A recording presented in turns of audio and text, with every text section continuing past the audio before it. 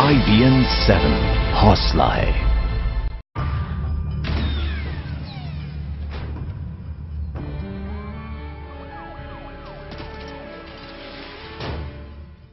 नमस्कार, मैं हूं आपके साथ हिमानी नथानी। रुक करेंगे इस वक्त की एक अहम खबर की ओर। रोहतक छेड़खानी मामले की अगर बात करें तो पुलिस ने 3 आरोपियों को गिरफ्तार कर लिया है।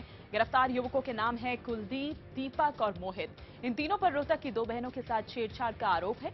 छेड़छाड़ का यह मामला तब सामने आया जब उनकी पिटाई का वीडियो वायरल हो गया। दोनों बहनों ने बहादुरी दिखाते हुए मंचलों का मुकाबला किया और बस में उनकी बेल्ट की पिटाई की। मामला जब मीडिया में आया तो पुलिस कार्रवाई के लिए मजबूर हुई और मंचलों को गिरफ्तार कर लिया गया। तो ये तस्वीरें हम आपको दिखा रहे हैं जब वीडियो सामने आया। शुक्रवार का ये वीडियो है जहां पर रोहतक की 2 बहनें जब अब वापस कॉलेज से अपने घर जा रही थी तो उस वक्त बस में ही शामिल ये 3 मंचले जो कि पहले भी इनके साथ छेड़छाड़ करते रहे हैं, उस दिन बस में इनके साथ छेड़छाड़ी करने लगे। फोन नंबर्स जो है वो एक लड़की के, दोनों बहनों में से एक के मुंह पर ये मार रहे थे। इनका विरोध करने पर ये लोग धक्का मुक्की करने लगे और उसके बाद जो कुछ हुआ वो इस वक्त आपके सामने है। क्या कुछ और जानकारी मिल पा रही है और अब किस तरह का एक्शन लेने की इन पर बात हो रही है, जानने के लिए हम सीधे बात करते हैं हमारे सहयोगी अमित चौधरी से। अमित, तीनों साफ दिखाई भी दे रहे हैं इस वीडियो की अगर हम बात करें, तीनों हत्थे भी चढ़ चुके हैं। अब ऐसे में आगे पुलिस अब क्या कह रही है, किस तरह का एक्शन जो है वो इन पर लिए जा सकते हैं, क्योंकि ये ना हो कि छोड़ दिए जाए और फिर वही सारी चीजें। देखिए, पुलिस को विवश होना पड़ा इन तीनों को अरेस्ट करने के लिए। हालांकि ये वारदात शुक्रवार की है और आज तीसरे दिन जब मीडिया ने ये सारा मामला उठाया, जब ये पूरा वीडियो जो है लगातार टीवी चैनल्स पर चलने लगा, तब रोहतक पुलिस जो है वो विवश हुई कि इन तीनों को अरेस्ट किया जाए, क्योंकि हरियाणा सरकार की काफी ज्यादा किरकिरी हो रही थी कि इन तीनों को अरेस्ट करने की बजाय इनको छोड़ा हुआ था रोहतक पुलिस ने। लेकिन अब फाइनली जब प्रेशर पुलिस के ऊपर आया तो इन तीनों को अरेस्ट किया गया है और पुलिस ये दावा कर रही है कि इन तीनों के खिलाफ संगीन धाराएं लगाई जाएंगी। अभी छेड़छाड़ का मामला दर्ज हुआ है, इन्हें कल अदालत में पेश करके इनका ये रिमांड लिया जाएगा। लेकिन अभी तक पुलिस ने इन्हें खुली छूट दी हुई थी इन तीनों को, और ये तीनों पंचायत के जरिए या और दूसरे दबाव के जरिए जो है इन लड़कियों के परिवार पर दबाव डलवा रहे थे कि वो किसी भी तरीके से ये जो एक एफआईआर दर्ज करवाई गई थी उसको वापस ले। तो पुलिस पूरा मौका इनको दे रही थी इस मामले को दबाने के लिए।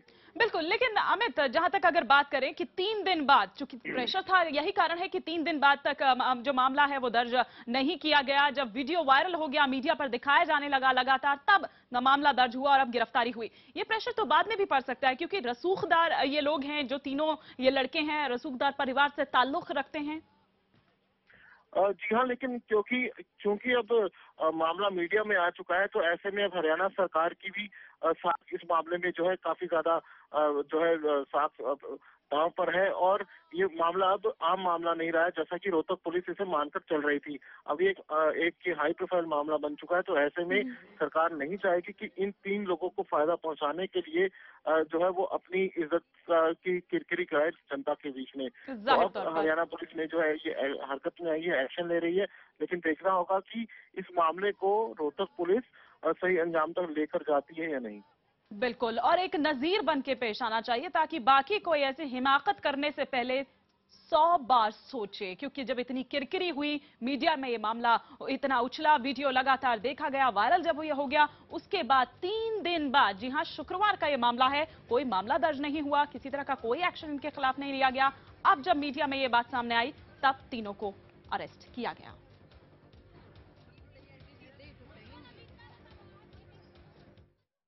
हरियाणा में लड़कियों के साथ छेड़छाड़ आम बात है। छेड़छाड़ का विरोध करने पर उल्टा लड़कियों को ही विरोध झेलना पड़ता है। लोग चुपचाप सह लेने की लड़कियों को ही सलाह देते हैं। ये हम नहीं कह रहे, बल्कि ये कहना है उन दोनों बहनों का जिनके साथ सरेआम बस स्टैंड पर, चलती बस पर लोगों के सामने छेड़छाड़ होती रही और कोई उनकी मदद के लिए सामने नहीं आया। लेकिन जब बदतमीजी हद से ज्यादा हो गई, तब हरियाणा की 2 बहनों ने वो किया जिसकी उम्मीद ना तो उन लोगों ने की थी जो नपुंसक बनकर बेटियों से छेड़छाड़ का ये तमाशा देख रहे थे, और ना ही खुद उन लड़कों को थी। देखते ही देखते लड़की की बेल्ट हंटर बनकर इन मजनुओं पर बरसने लगी। IBN 7 संवाददाता पुनीत त्रिपाठी ने रोहतक की दोनों बहादुर बहनों से बातचीत की। सुनिए क्या है कहना दोनों बहनों का इस पूरी घटना पर। रोहतक की बहादुर बहनें इस वक्त हमारे साथ है, हम उनसे बात करते हैं। एक तो अपना नाम बताइए और कब की ये घटना है जो वीडियो हम लोग लगातार दिखा रहे हैं, क्या हुआ था उस वक्त? सर, मेरा नाम आरती है और ये घटना फ्राइडे की है जो आप वीडियो दिखा रहे हैं। हुआ ये था कि मैं और मेरी बहन पूजा, हम दोनों नया बस स्टैंड रोहतक से अपने घर जाने के लिए आए थे। तो वहाँ पे मैं तो लाइन में लग के सीट नंबर ले रही थी और मेरी बहन वहाँ पे बैठी हुई थी। मेरी बहन की तरफ वो लड़के नंबर लिख लिख के फेंक रहे थे। मेरी बहन लगातार बोल रही थी हमारे साइड नंबर मत फेंक, नंबर मत फेंक। वो बोले जा रहे थे। लड़कियों की तो औकात यही होती है कि लड़कों से बात करें। मेरी बहन ने बोला हमारी नहीं है और ना ही हम करेंगे। तो उन्होंने कहा कि हमारी गर्लफ्रेंड तो बनना ही पड़ेगा। मैं बोली क्या हुआ? बोली ये बोल रही हूँ मैं। चल छोड़ ना पड़न दे, चल आजा बस में चल लेंगे। वही बस आई गई, हम बस में बैठ गए, सीट नंबर मिल चुकी थी। तो सीट नंबर वहाँ पे बस में हमारे साथ ही चढ़ गए, बदतमीजी करने लगे। 7-8 सीट नंबर किसका है? मेरी बहन बोली हमारा है। क्या हुआ? बोला कि तुम्हारी औकात तो स्टेपनी पे बैठने की, सीट पे बैठी है, पीएम लगेगी। मैं बोली भाई देख सुन मेरी बात, पीएम तक के कौन लगेगा? अरे औकात मत याद दवा, औकात तेरी बीबी रानी की है। नोरा क्यों क्या कर देगी? मैं क्यों, तू क्या कर देगा? इस तरह से बदतमीजी करने लगे, गंदी गालियां देने लगे। फिर उसके बाद एक लड़की पीछे बैठी थी, उन्होंने कहा भाई क्यों तंग कर रहा लड़कियों को? बोला क्यों तने तंग कर ले। मैं बोली उनका शर्म ना आ रही? दिख नहीं रहा ये लड़की प्रेग्नेंट? मारपीट पे बात कब आ गई जब वो मारपीट पे उस लड़के के साथ बदतमीजी करने लगे। फिर जब मैंने इसका विरोध किया और मेरी बहन से बोला ला तेरे को ही छेड़ लेते हैं, मेरी बहन को जैसे टच करने लगा। हाँ, क्या हुआ उसके बाद आपका? वो लड़के जब इसने ये बोला कि लड़ाई हमारे साथ ही रखो, ये जो लड़की है प्रेग्नेंट है इसको कुछ मत कहो। वो बोले चल कोई नहीं तेरे को छेड़ लेते हैं। उन्होंने मेरे को टच करना स्टार्ट कर दिया और मेरी तरफ किसके इशारे करते रहे। मैंने कहा मत करो मत करो, कोई सुनाई ही नहीं हो रही थी। मेरी बहन ने उठ के कहा मत कर, तो उन्होंने इस पे अटैक किया, इसको धक्का मारा और इसको मारने लग गया। उसके दो दो साथी थे, उन्होंने मेरे को पकड़ लिया। मेरे हाथ तो जा नहीं रहे थे लेकिन मैंने बेल्ट निकाल के फिर इसकी हेल्प की और फिर इसको बेल्टों से मारा। बस मंदी हो गई इसी वारदात से। उन्होंने हमें चलती बस से फेंक दिया बाहर। मैं खेतों में जाके गिरी, ये रोड पे जाके गिरी। उसके बाद भी उन्होंने, जब मैं ऊपर उठ के आई तो इन्होंने हमें फिर से फेंक दिया। बहुत देर तक फेंकते रहे, तब मैंने एक ईंट उठा के उन लोगों के सिर में मारी, तब वो लोग वहां से भाग गए। बहुत सारे लोग वहाँ नजर आ रहे हैं बस में बैठे हुए, कोई मदद के लिए आप लोग के लिए सामने आया? नहीं कोई, एक लड़की ने, मैं बता रही हूँ, उसी ने बोला था, उसी के साथ गलत व्यवहार किया। कोई भी मदद के लिए नहीं आता, बस कंडक्टर ड्राइवर कोई भी नहीं था। और जितने भी वहाँ पे लड़के थे जिनकी भी थोड़ी एज ये थी कि 20 है 30 है, वो तो हंस रहे थे, ऊपर से बोल रहा था भाई और भाई और। उसके बाद पुलिस के पास आप लोग गए, पुलिस में शिकायत की, पुलिस का क्या रुख रहा, पुलिस ने क्या किया? इस बीच मेरा फोन मेरे पास नहीं था, मेरी बहन का फोन उसके पास नहीं था। तो फिर फोन नहीं था तो मैंने एक लड़के का फोन लिया, पता नहीं वो राहगीर था या बस में था, मुझे नहीं पता। तो उस लड़के का फोन लिया मैंने और कॉल की 1091 पे। 1091 जैसे मैंने कॉल किया, हेलो किया, वहाँ से मुझे रिप्लाई मिला, हम आपको 2 मिनट के बाद कॉल करते हैं। मैम सुनो, बट फोन कट चुका था। फिर मैंने देखा हाँ कॉल नहीं आ रही है, तो मैंने 100 नंबर पे कॉल की। तुरंत भागती भागती मैं उस लड़के का पीछा कर रही थी कहीं भाग ना जाए, और साथ साथ में राहगीरों को बोली थी प्लीज इन्हें पकड़िए इन्हें पकड़िए। पर इस वक्त एक और अहम खबर जो कि कोलकाता से आ रही है, जहां पर अमित शाह की रैली के दौरान भारत विरोधी पर्चे बांटे जाने की खबर है। बताया जा रहा है कि बीजेपी अध्यक्ष की रैली के दौरान संदिग्ध किताबें बांटी गई। बांग्ला में लिखी गई इस किताब में लिखा हुआ था कि भारत को इस्लामिक देश बनाना है और नीचे लिखा था अल-कायदा। ये किताब 10 रुपए में वहां पर बेची जा रही थी। इसकी खबर पुलिस को दी गई और बुकलेट बेचे जाने वाले शख्स को पुलिस ने हिरासत में ले लिया है। फिलहाल उस शख्स से पूछताछ की जा रही है। उसके पास, आपको बता दें, भारत विरोधी और अलकायदा समर्थक किताबों को ले लिया गया है, सीज कर लिया गया है। जो भी सामग्री या इस तरह की जो भी बुकलेट्स जो हैं उसके पास मिली है। बांग्ला भाषा में ये लिखा गया है और नीचे लिखा हुआ है al Qaeda. It shows how much the jihadi activists have penetrated into West Bengal, and that is the very reason Mr. Amit Shah ji in the rally today made a clarion call that it is time that 2016 we make TMC Mukt Bengal, and these are the very reasons of the activities why this has been this kind of jihadi activity which has penetrated into West Bengal, and they need to be curtailed or they need to be thrown out. Amit Shah की public meeting में al Qaeda की booklet बंट जाए, ये किस तरह संभव है? मेरी समझ से बाहर की बात है। भारतीय जनता पार्टी, आरएसएस, बजरंग दल बहुत एक्सपर्ट लोग हैं, ये बात पूरी दुनिया जानती है, सारा देश जानता है। बंगाल सरकार को पता करना चाहिए इसके पीछे किन लोगों का हाथ है। बीजेपी वहां हालात खराब करना चाहती है, इसमें कहीं कोई दो राय नहीं है। इसकी थारो इंक्वायरी होनी चाहिए और ये काम ममता बनर्जी को करना चाहिए कि पता करें कि अलकायदा की ये बुकलेट किसने छापे हैं, इसके पीछे किसका हाथ है। और मुझे लगता है कि ये मैनिपुलेटेड काम है। और इस खबर पर और विस्तार से बातचीत के लिए इस वक्त हमारे सहयोगी विक्रांत दुबे हमारे साथ जुड़ चुके हैं। विक्रांत, जिसे हिरासत में लिया गया है, क्या कुछ उससे पूछताछ में बातें सामने आ पाई है? किसके कहने पर इसने ये किया? कहां से आई इसके पास ये सामग्री, या किसने इसको क्या कहा? विस्तार से बताएं। देखिए, ये अभी तक सामने नहीं आ पाया है कि ये किसके कहने पे किया गया है। पुलिस उससे पूछताछ की कर रही है, क्योंकि ये मामला अब बहुत ही गंभीर होता जा रहा है। अमित शाह की रैली के दौरान ही किताब बेचा जा रहा था। 10 रुपए में ये किताब वहां पे बेचा जा रहा था, और जैसे इस बात की जानकारी मिली, पुलिस ने 2 लोगों को हिरासत में ले लिया।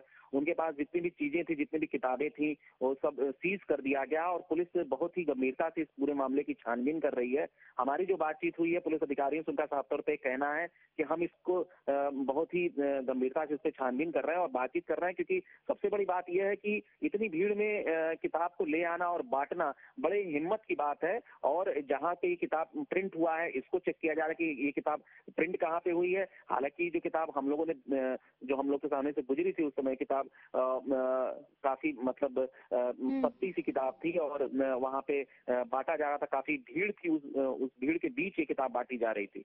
जी चलिए, शुक्रिया विक्रांत इस तमाम जानकारी के लिए आपका।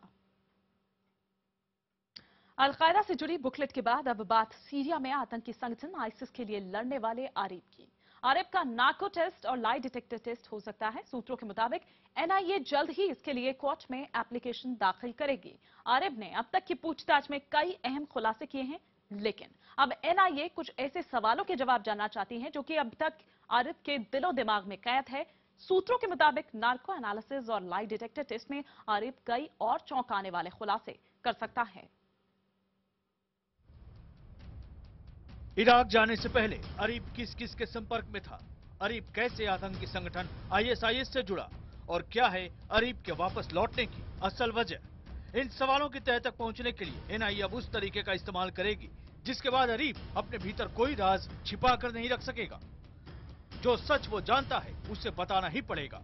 सूत्रों के मुताबिक आरिफ एनआईए की जांच में पूरी तरह सहयोग नहीं कर रहा, लिहाजा उसका नार्को और लाई डिटेक्टर टेस्ट कराया जा सकता है। जाहिर है इसके बाद कुछ चौंकाने वाले खुलासे सामने आएंगे। वैसे अब तक आरिफ ने जो खुलासे किए हैं वो भी कम चौंकाने वाले नहीं हैं। सूत्रों के मुताबिक आरिफ ने एनआईए की पूछताछ में एक ऐसे मौलाना का जिक्र किया है जिसने आरिफ को भेजे गए अरबी भाषा के संदेशों को समझने में मदद की। सुनिए आरिफ का वो कबूलनामा जिसमें वो इराक जाने की पहले की घटनाओं को सिलसिलेवार तरीके से बता रहा है। आरिफ ने मार्च से पहले ही इराक जाने की तैयारी शुरू कर दी थी। फरवरी में सोशल नेटवर्किंग साइट के जरिए उसने आईएसआईएस में शामिल होने के बारे में जानकारी हासिल की। आरिफ ने आईएसआईएस के चैट रूम से संपर्क साधा, लेकिन हर बार उसे अरबी में जवाब मिलता था। आरिफ को अरबी नहीं आती थी, लिहाजा उसने भिवंडी के एक मौलाना से संपर्क साधा। मौलाना से आरिफ ने 5 लाइन का एक संदेश अरबी में लिखवाया और उसे आईएसआईएस के चैट रूम में अपलोड किया। इसके बाद उसे फिर अरबी में ही जवाब मिला। सूत्रों के मुताबिक एनआईए से पूछताछ में आरिफ ने बताया कि आईएसआईएस से मिले जवाब को लेकर वो एक बार फिर मौलाना के पास पहुंचा। मौलाना ने संदेश पढ़कर बताया कि उसे कहां जाकर संपर्क करना चाहिए। जांच एजेंसियों का कहना है कि मौलाना को आरिफ के खतरनाक मंसूबों की भनक नहीं थी। एक बार मौलाना ने अरबी में आ रहे संदेशों के बारे में पूछा तो आरिफ ने बताया कि उसकी दोस्ती एक अरबी लड़के से हो गई है। इसके बाद आईएसआईएस के चैट रूम से बातचीत के दौरान आरिफ का ब्रेन वॉश किया गया। ऑनलाइन ब्रेन वॉश करने वाले शख्स ने आरिफ को बताया था कि अगर वो अपने इलाके में आईएसआईएस का झंडा बुलंद करने में कामयाब रहा तो उसे दीन और दुनिया दोनों में कामयाबी मिलेगी। दुनिया में जन्नत हासिल करने के मकसद से आरिफ ने नए लड़कों को अपने साथ जोड़ना शुरू किया और सबसे पहले सहीम को अपने साथ मिलाया और फिर एक एक कर 3 और भी उसके साथ हो गए। और इसी के साथ फिलहाल हमें यहाँ पर रुकना होगा एक छोटे से ब्रेक के लिए। और